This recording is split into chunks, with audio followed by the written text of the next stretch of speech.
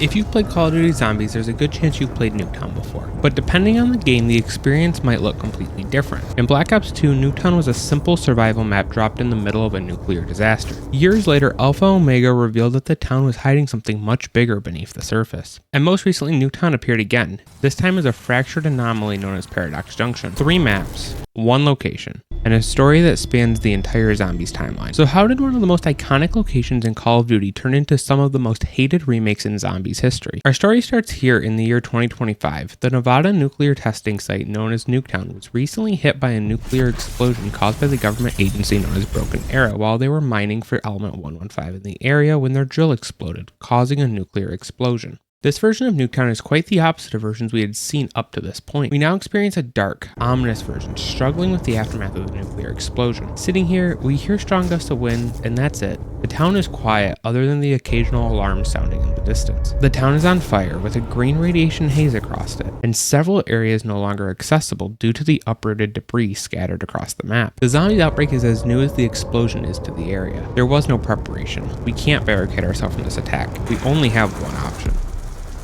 We start the game as members of the CDC or CIA who received distress signals from the radiation scientists who arrived at Nuketown before us. The scientists unfortunately never got to leave this area. They were overrun and turned into the undead, with the soldiers who were in the area during the explosion. Our characters' missions are easy. Investigate what happened and get out alive. The design of Nuketown Zombies is simple. It's Nuketown from Black Ops 1, however designed to emphasize what happened to this area. As mentioned before, this is and was the only map in Call of Duty history that we cannot board up barriers. This was also the only time in Zombies history the map did not have perks and a pack-a-punch machine on it to start. Both of these features really sell the idea that this explosion and attack were unplanned. Since this was a survival map, there isn't any main quest Easter egg. However, there are 2 important side Easter eggs for later on in this video. The first one is if the player knifes the bunker door behind the greenhouse, Marlton from the Victus crew will actually talk to them throughout the door as he is hidden in the bunker.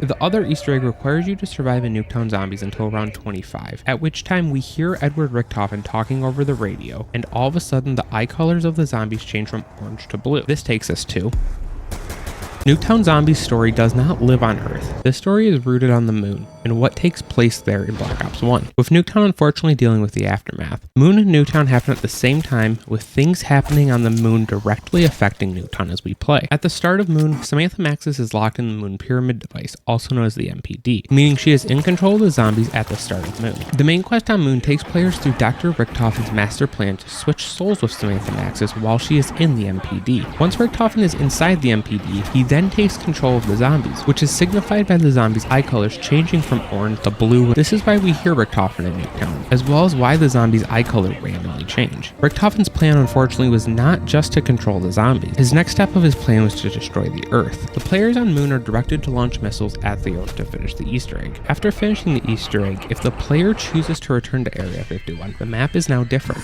However, in Nuketown Zombies, we see the missiles strike into the center of the area, destroying everything around it. When Nuketown Zombies first came out, it seemed pretty straightforward, just a nuclear test site destroyed due to the effects of Moon. However, this isn't all Nuketown has to offer, as there is more to this town than could even be imagined when Nuketown Zombies first appeared. Broken Arrow would have more connection to Nuketown than just using this area to mine element 115. They would use Nuketown as one of their main facilities where they would study the effects of element 115. Years later, we would figure out where and what Broken Arrow was working on at Nuketown. Alpha Omega would release on July 9th, 2019, and would bring an expanded version of Nuketown that is roughly 4 times the size of the original Nuketown Zombies map. This version, named Camp Edward, opened up the street, allowing us to enter additional houses on the road. The atmosphere of Alpha Omega is much brighter, but it also leaves the player questioning the environment, with several security gates, several fires, and blood spread across the map. Alpha Omega would not just expand the surface level of Nuketown, it would go deeper than that. The bunker was used as the living quarters for Broken Arrow. Despite this, the bunker brings a completely different feel to the map as you enter it. This area feels like one that speaks to you of the horrors it has seen. The dark lighting, the ominous haze, and blood smeared everywhere.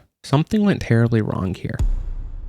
We're going to jump ahead to the story of Alpha Omega, as this is where this map really shines. It is important to know that the version of Alpha Omega that we play actually takes place a few hours before Nuketown Zombies. However, there is some information that is critical to what happened well before our characters arrive at Camp Edward. Broken Arrow was founded in 1963, 2 weeks after the events of 5, and would be led by Cornelius Purnell, with the sole intentions of preventing another zombie attack directed by Samantha Maxis from happening in America. Broken Arrow would have several facilities across the US. At the Camp Edwards facility, there was a device created by the name of the American Pyramid Device, or APD. In between 1967 and 68, Purnell would begin experimenting on himself by locking himself inside the APD and using it to pull electrical current from the elemental shard. These experiments would go wrong one day when the facility would lose power, and Purnell would be turned into the monster known as the Avogadro. Purnell, in this new form, released Nova 6 gas throughout the facility and unleashed zombies and atom units, killing everyone in Camp Edwards. After this attack, the military somehow got the Avogadro back into the APD and would set a nuclear bomb to trigger if he ever escaped. From this point on, the site would be fully locked down and abandoned. Alpha Omega's story starts with Primus and Ultimus's crew coming together, being led by Primus Nikolai after the events of Blood of the Dead. Our characters go to Alpha Omega to complete the task that was given to Nikolai by the Chronorium. His task? To acquire the elemental shard. During the main quest Easter egg, players are led around Camp Edward by Rushmore, the assistant of the facility. During the Easter egg, we run into Marlton, who is there well before our players arrive. At the end of the Easter egg, the APD gets opened in an attempt to get the elemental shard from inside. When the door to the APD opens up, the Avogadro is released and begins to fight the players, sending zombies and atom robots after them. The final step of the Easter egg is to get the Avogadro back inside the APD, where he is teleported into one of Broken Arrow's other facilities named Hanford Site, better known as Transit. Shortly after, we see the nuke fall near the facility, causing the events of Nuketown Zombies. At this point, the Aether storyline was coming to an end, with only one map left to go.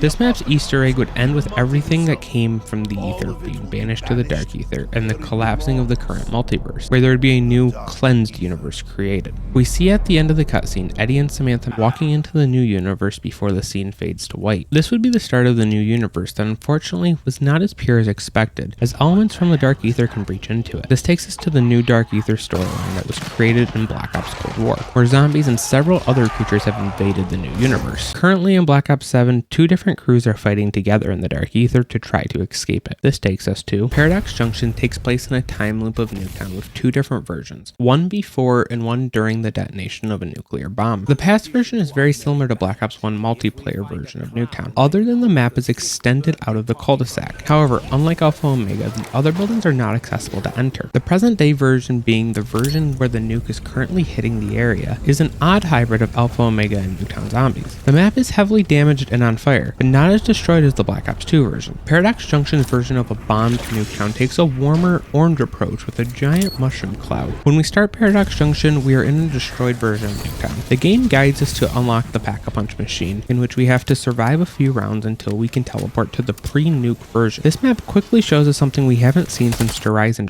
Back in Black Ops 3, the ability to affect future parts of the map by going back in time. This feature would be key to doing the main Easter egg for this map. I guess that leaves us to the last thing for Paradox Junction.